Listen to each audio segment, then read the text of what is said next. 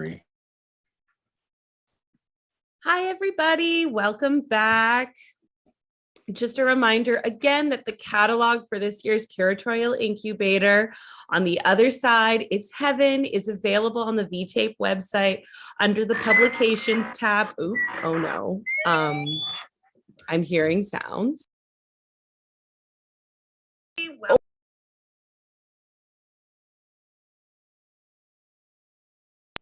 I forgot to mute my tab. My apologies, everybody.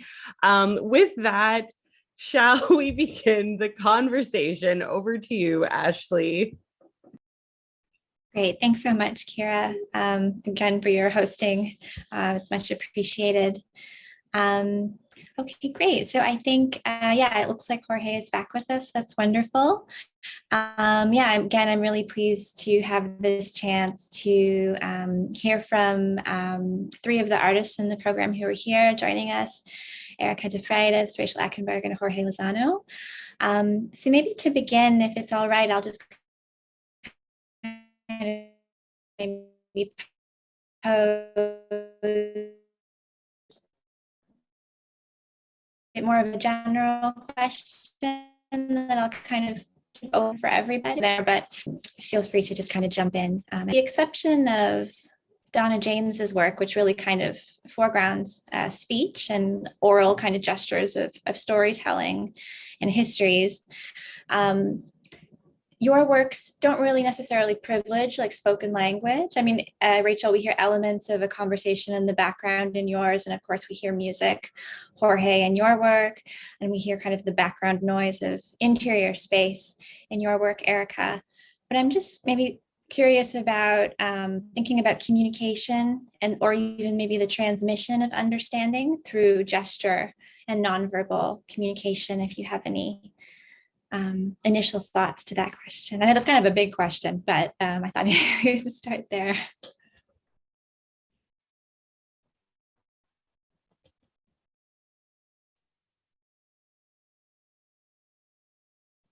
I was mute. I'm sorry. Okay. I can perhaps talk about what happened to me with it when I made that tape, because it's one of the kind of works that I do that is unexpected. They actually walked into the frame. And what drove me to keep there is because I was kind of fascinated by the way how the body actions exceeded beyond the boundaries of the body, basically. And it mixed with the music as well. I wasn't really that interested in meaning.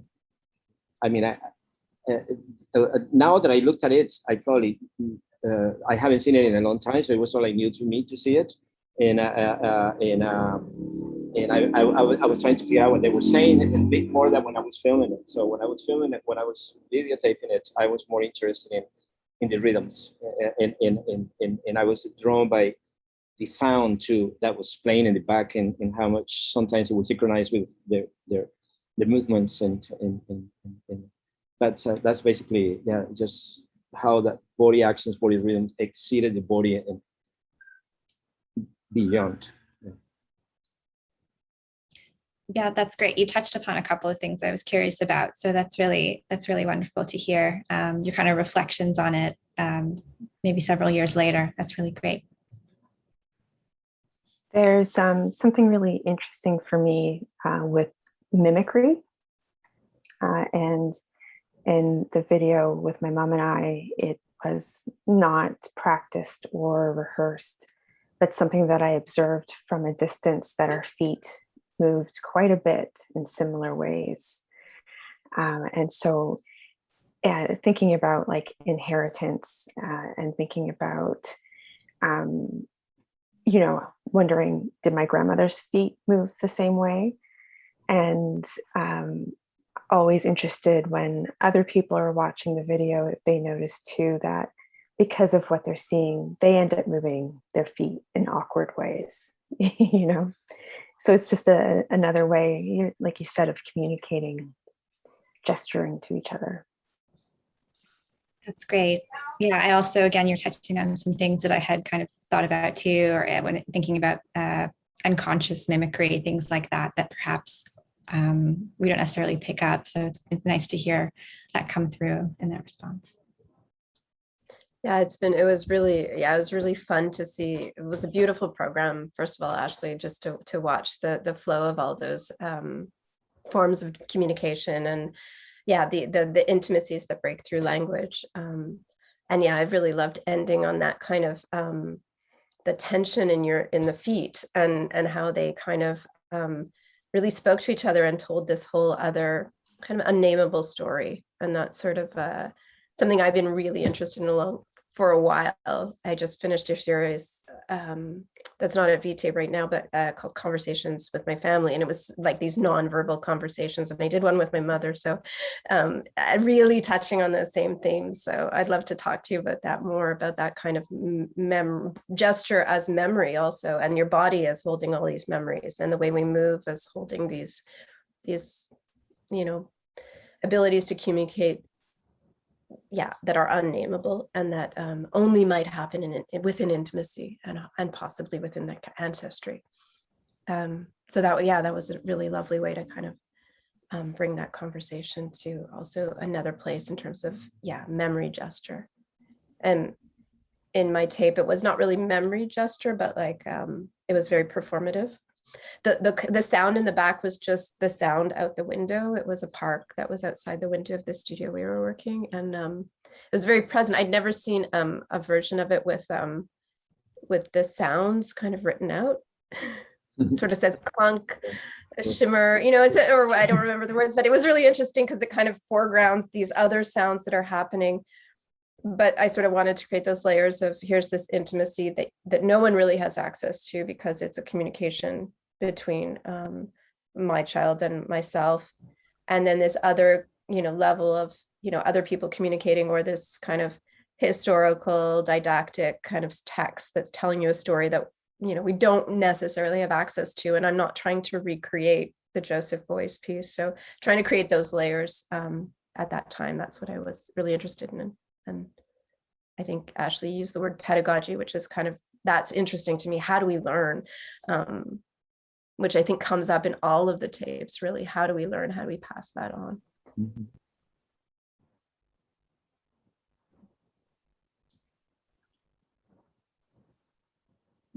Absolutely. Yeah, I think perhaps more so Erica and Rachel with your works, because they're unlike Jorge's, where he's had this opportunity to happen upon something kind of remarkable and fascinating happening just in this environment. But for Rachel and Erica, for both of you, and then, but I think also this probably extends to Jorge as well. There is this element of maybe not complete access, because I really felt like I was outside fully knowing what was taking place in these exchanges. And it was sometimes really, it was almost like like at the end, Rachel, in your piece, where you're both kind of complete and you're staring at each other in this moment of pause. And there's this sense that something has taken place. But as the viewer, we kind of we understand the idea of what's happened. And I think the same thing could be said, Erica and Jorge, with those different scenes, but we're not really it's not fully legible to us. And I think some of that is probably just by nature of what's being documented and those relationships. But I'm just curious how much of that might be also intentional. You don't maybe perhaps want to not necessarily reveal, but make all of it open. I just want to, perhaps not to answer what you're saying, but just to make a comment on a connection that I found in most of the works, and it's that the capacity that the works had to provoke a knowledge that went beyond to the intention of the artist. They are so like open to predictions, or open to interpretations, or open to navigate it even without really looking for meaning, or because there's a lot of connections that go beyond identifying the whole thing. So it was really beautiful, the feeling that I was getting in that way. So it felt free to feel more than to think. I think that's an important point. Thank you for raising that. Yeah, I think emotion and kind of affect is a huge part of, I know I was definitely feeling like I was in a bit of a emotional place when I was thinking about my family. And I think it just manifested in a program that I think was actually very much about like deeply personal things. Like even just like Erica, thinking about your work, something about the feet, I find that so fascinating. Maybe we could talk a little bit about that, because I think, Rachel, I like that you said it's something unnameable about it. And sometimes when I watch it, and I've watched it a good number of times, I almost feel like I'm watching something that is like not too personal, but so personal, where I think, gosh, these feet seem to be so revealing. And I was wondering if you could maybe just speak a little bit about that, or just about like the choice. I know you kind of touched upon it, but the choice to kind of focus on the gestures of the feet, maybe in that particular work. Well, it's always so funny because my feet have always been these things that I've just always tried to hide. And so for them to be on the monitor in the middle of a screen is quite funny to me. But what I think, I often work with my hands, and I do often work with my mom. And what was interesting with me for our feet was still that familial resemblance. That you might not think you see in your feet, but hands, we think, face, but it's very much there. And I see it in my nephew's feet. You know, we joke and tell them that they have feet like me, you know. But yeah, it was one of those things where it's just this happenstance where you just notice this similarity, and just wondering what does that really mean? But it means something. And as you said with the intimacy, it's amazing to me how sometimes the most mundane things can carry such a heavy weight when you don't really expect it. And so the video itself extends a bit beyond the length of what I normally would keep a video to, because I like that it makes it that much more uncomfortable to sit and watch. I just had a really nice sensation when I was looking at your work with the feet, because I was at some point it would look like hands to me. So then I began thinking about all that relationship between the feet and hands, right? Because they all come from the same, basically, when we have 4 legs or something, you know, eventually just develop it. So it was really quite interesting that I was thinking about, I was in my head, I was trying to shape or transforming the feet into hands for some reasons, you know, it's like plasticine. Right, yes. And there's something interesting, I think, about all of them, that they're not these kind of, they're all intimate, but they're not sentimental. That tension that was just talked about, you know, they felt like wringing hands, you know, and that for me was carried through the screening, because there was this feeling of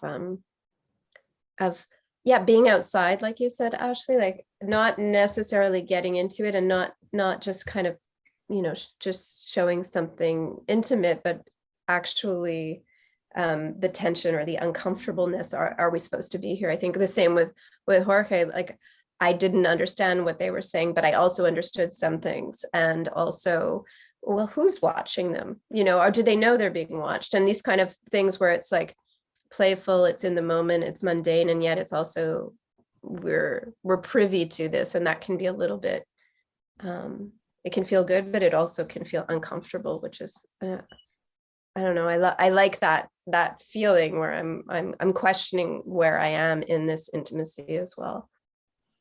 I have a really nice feeling when you take to looking at the relationship between you and your daughter through a creative process, and so your daughter had really strong identity. It was, you know, it wasn't really absorbed by you as a mother.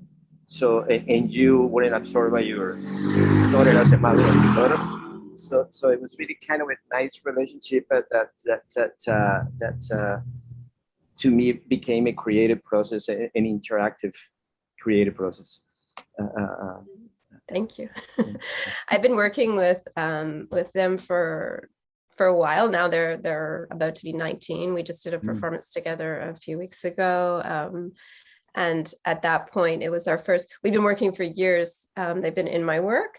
And now it's like, no, I think enough participation. I want to be the collaborator. So there's this kind of new level of working with my family, of saying, okay, well, these are not necessarily just you coming into my work, but also collaborating in a more, or having a more active participation. And that's been really fun. So it's fun that you noticed it at that point when I think she was 13 when we shot that, actually. So yeah, it's nice that you noticed that because yeah, it's there, I think. Yeah, that's I think a really interesting commonality between Rachel, Erica, both of your practices, this kind of ongoing collaborative work with members of your family, and then also yourselves as subjects within your work in these kind of relationships.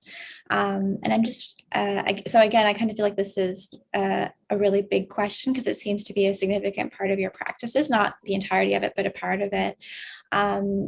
And I'm just wondering, since these works that are in the program, like how that maybe, like you kind of speaking to the changing dynamics of that collaboration.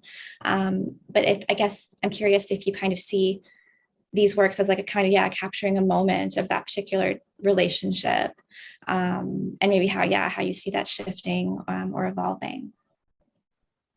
I've had the opportunity to work with my mom more visibly in my work since around 2007. And so there's kind of this growing collection or like an archive and documentation of us and our relationship over this time, which is also highlighted for me changes in our bodies over the time, but also the similarities, and how, as I've gotten older, I notice I'm like, oh, I've got my mom's arms, like there's certain moments where I start to see things that before, when I was younger, I would have been like, I don't really know if I look much like my mom. But I never also really created the work with thinking of it becoming an archive. It's only now, after all these years, that I can look back and see that that's an element of what's been developing. Oh, that's really lovely. For me, it's kind of a little bit the opposite with the work I've done with my kids, because it's been like, oh, they're growing, changing so fast. It's like, I need to capture this. I've worked with other families as well, sometimes kind of wanting to capture those different moments in their lives. But with my own kids, it's like, well, oh, now they're not interested. Now they're adults. So I have pieces that are, conversations with my adult daughter, conversations with my teenage daughter, so that, they're different. They're quite different in age, my two children.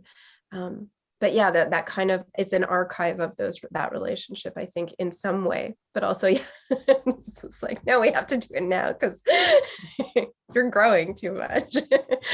So it's nice to have them, to play with that growth, that transformation a little bit.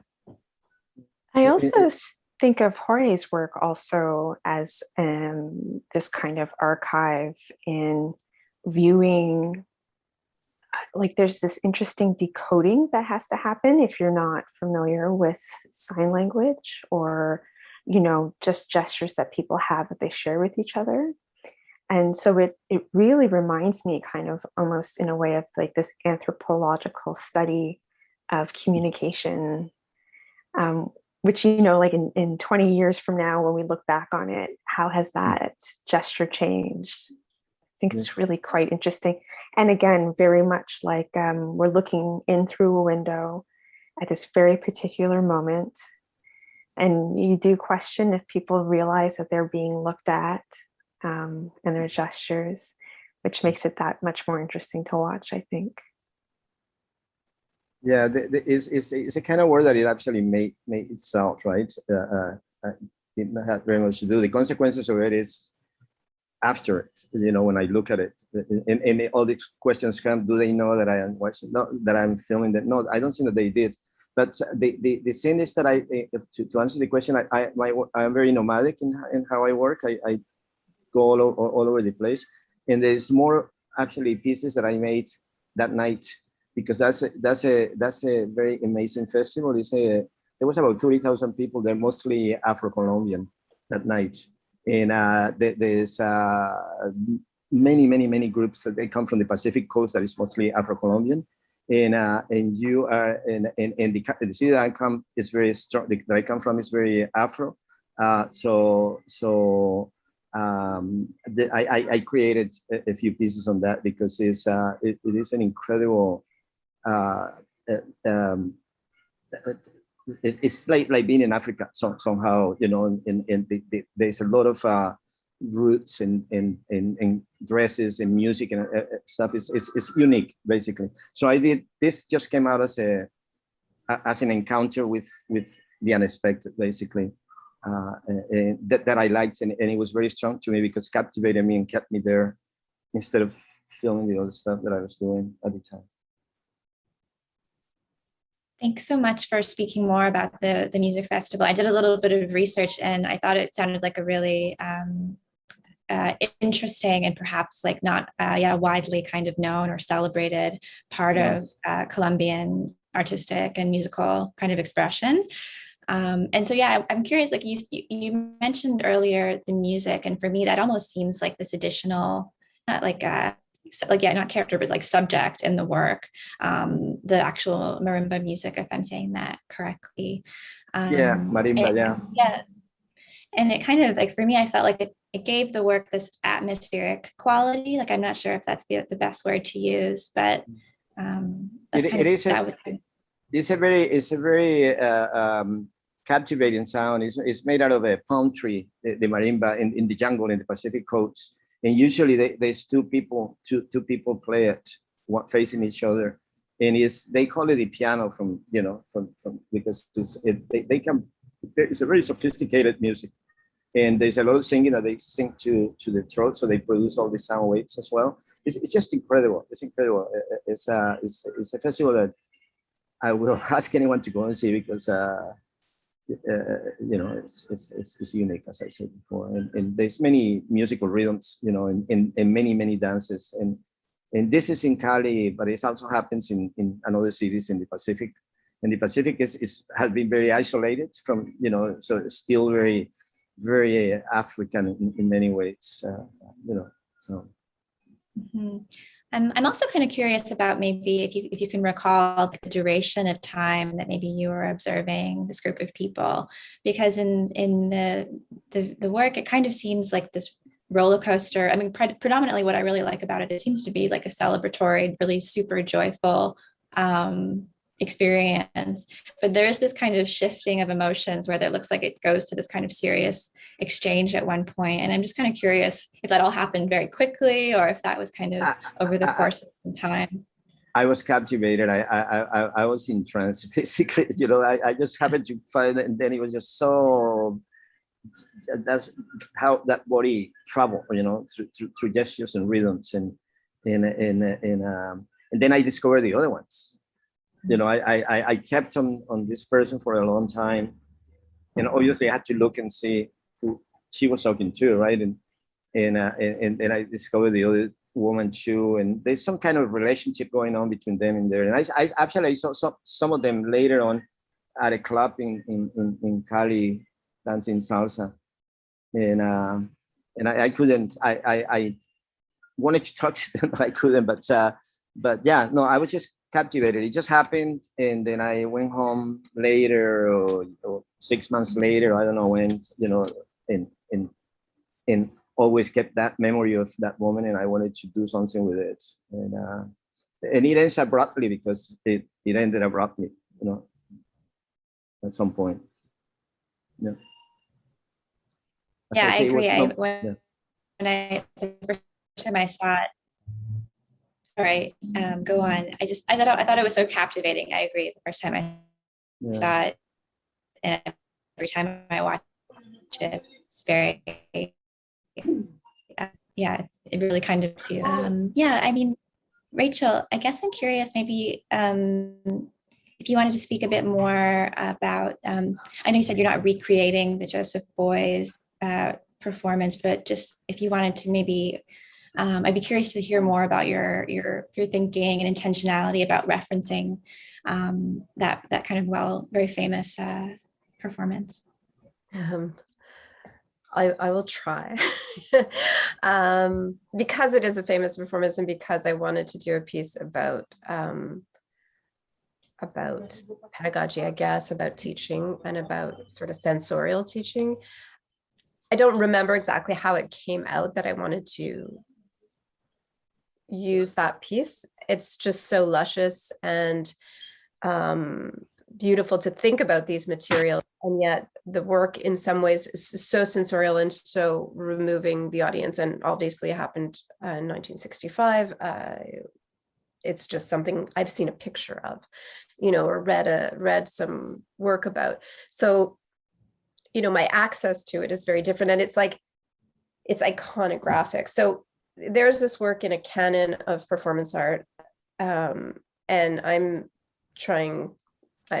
performance artist, I'm a mother, I'm trying to relay some kind of knowledge. And so, but I'm a different body, a different time, a different everything. So how do I tell that story and make it pertinent in my life or with my child? So I think that's how. I don't exactly remember exactly why I chose that, but then the question of where I sat with it, where my relationship to the piece and how different it was. I wasn't trying to criticize the piece. I think it's a really interesting piece. But we never see boys put honey and gold leaf on his head.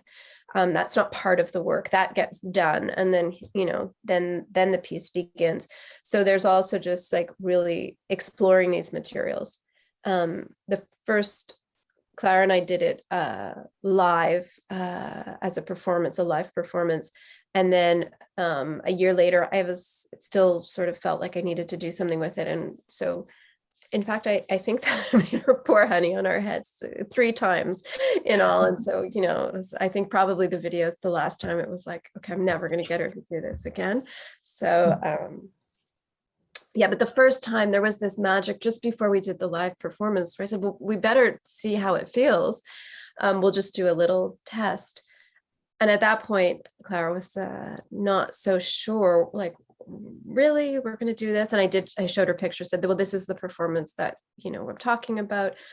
And she was very skeptical. And as we're doing it, of course, we went into that mode of communicating, that nonverbal, that watching and listening mode. And there was just this something in her eyes that I think at the time she was 12, kind of just clicked. And she said, oh, it's beautiful. And so there was, that was that was the best moment of the piece, even though it took a few years to kind of make it and then finish it and all that. But that moment when the very first time we did it, and that sort of sensory understanding happened, and I got to experience it. And that's sort of what I think still happens. There's so much tenderness in the gestures that are very different than the original piece, I believe, obviously, because I wasn't there. But I think the piece wasn't necessarily about tenderness, but that's something that does come out in the piece, nor was it my intention, but it comes out in the gestures because of who we are. Yeah. I think, does that answer your question a little bit? Absolutely. Absolutely. And I think you're right. The tenderness, it's like so like palpable. And some of those details I really love, like the blowing on the gold leaf and like the gentle rolling of the paintbrush. It's really very tender and beautiful. Absolutely. There's a part that I was that is really important to me in the performance with your daughter, and which is that I call sort of the incompleteness of the performance is what it preceded and what happened afterwards. And I'm talking about that relationship that you established, mother and daughter, and that left me thinking a lot about that, which is totally an answer because I will never be able to guess either one, what preceded or what happened after. But it gives me that sense of there's a history that I may not know. I saw just one bit, Yeah. And it's very framed, like yours as well, where we only see one side of this conversation for quite a while. So there's always this framing in these works where we're seeing, only the feet, not anything else, only one side of a conversation that we're accessing, and we're building on our own as well. So there's all this really interesting framing, I think, going on in all of those works. And it's true, I guess, the relationship itself, life, and then the moment of the performance. Yeah, equally with the other works as well. I think that it applies to the other two works. I think so too. I also really loved the connections of that, the family connections, I think, in Donna James's work. I thought that was you said, okay, that one uses voice, but I mean, there's a voice, but there's not, it's talking about something, it's touching on those ideas I think Erica said about memory and what gets passed down, and yet we're only seeing these objects, that the people aren't in them, or the illustrations are a way of these sayings. So that was Yeah, and because of that, you can get the sense of oral tradition as well, the depth of oral tradition, plus the accent too, like Caribbean, that's it's really nice. Yeah, beautiful. It's an interesting, different kind of, it is an actual conversation or an actual communication using language, but also, a language that is how do we access it, and the intimacy in the family conversation was really lovely.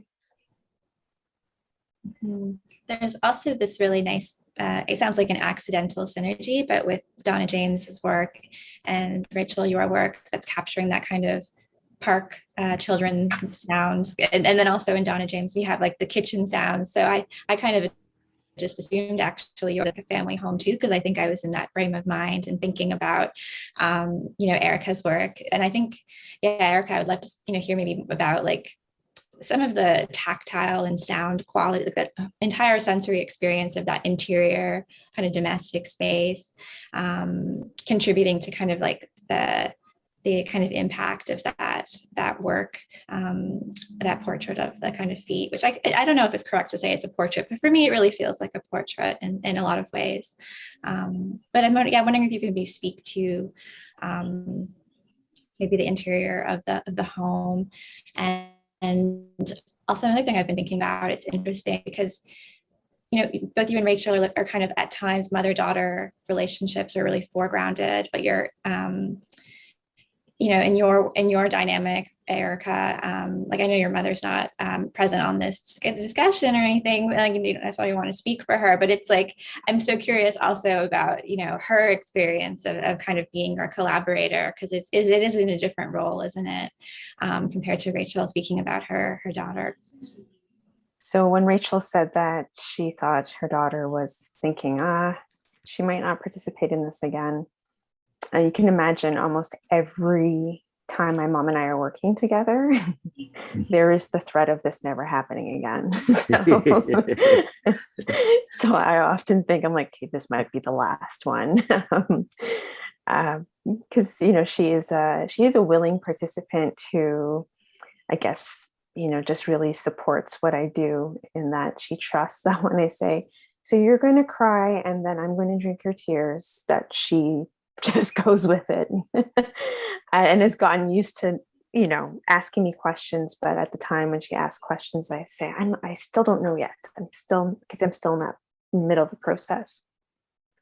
With regards to the domestic space, one of my favorite things about the video, weirdly enough, is my couch. I don't have that couch anymore, but it was this really kind of tacky floral textile that I really loved. And it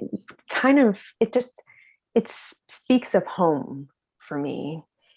And so it acts as an index in a way. And, when making videos, you have choices to take sound out, add sound in.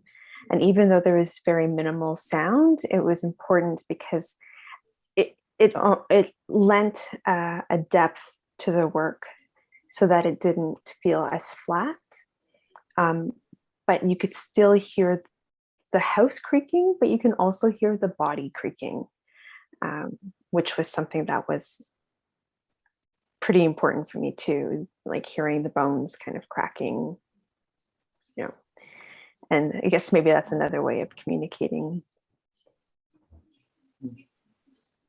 I'm really Absolutely. curious to know how you traded all these these works together. How, because you are really in a very interesting conversation with all your works. But what was your process? Because it really feels really good curatorial practice. You know, it's almost like you made one work out of all the works. Oh, thank you. That's kind. Yeah, I'd be happy to speak to it a little briefly. It's really I kind of alluded this into to this a little bit, I think, in the essay, or maybe I think I did. But I knew that I wanted to either open it or close it with Erica's work, because I just thought I want to set a tone that this is going to be a program that's about intimacy, and I want people to sit with that. But then I also really love the idea of kind of then opening and closing it, like basically framing it with mother-daughter portraits. I think that was top of mind for me because, like many people, I had not been near my own mother for a good amount of time. And I had just come back to Toronto, and I was actually staying with her. And so, like, the idea of sitting across from my mother or sitting beside my mother on a couch, it just felt like, it really felt immediate in my mind. And I think it just ended up kind of driving, like, okay, this is how intimate I really want this to hopefully feel. And so I think I just ended up gravitating to works that I felt were like almost they're going. And I also really wanted it. And then I realized so much of that is sensory, right? How we are imparting understanding and communicating with each other. And Jorge, your work, like I mentioned, when I first saw it, I was just so captivated. I thought the subjects were so compelling. And I really felt like it was atmospheric. I felt like I was in this exchange, even though it was really clear that obviously I'm observing this. And Donna James's work to me was really moving as a Trinidad-born person, and then hearing these kind of oral stories that I really felt were kind of bringing to life these proverbs that were being discussed or like shared and again taught. Like, so I thought that there was a teaching kind of synergy happening as well. But it really just, like, the warmth of that kind of kitchen conversation, almost, you can imagine, I really struck me. And Karina Griffith's work, I thought it was really beautiful and tactile also. And I thought there was a nice reference in terms of transitioning from the feet, walking barefoot in the garden, into Erica's work.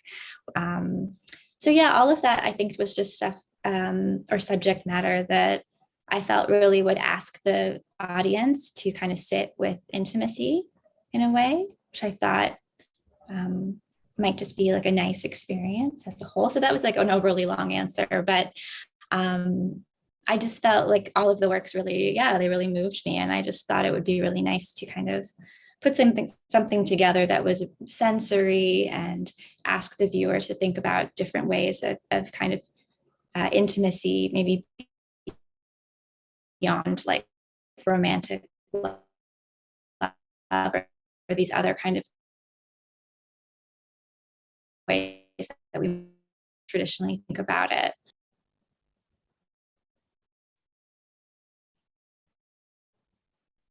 Hopefully I didn't cut out there. I think my internet might be affected by the weather. So if I did, my apologies.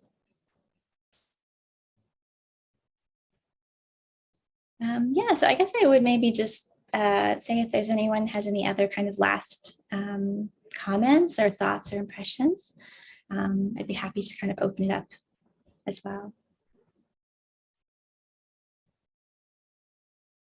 Otherwise, I just am so appreciative. It's been really lovely to speak with you about your works, and I'm happy to hear that you enjoyed kind of the program and them being placed in conversation and in relation with each other, different, but I think kind of complementary at times. Yes, thank you for including us and letting us share space together with our works. It was very nice. It's my pleasure. Thank you. Yes, I really enjoyed it. Thank you so much. My pleasure. Thank you, everybody, for coming to program number 3. It was a pleasure listening to you all speak. A true joy. And join us November 11th for the final program in the Curatorial Incubator. It's going to be curated by Joy Zhang.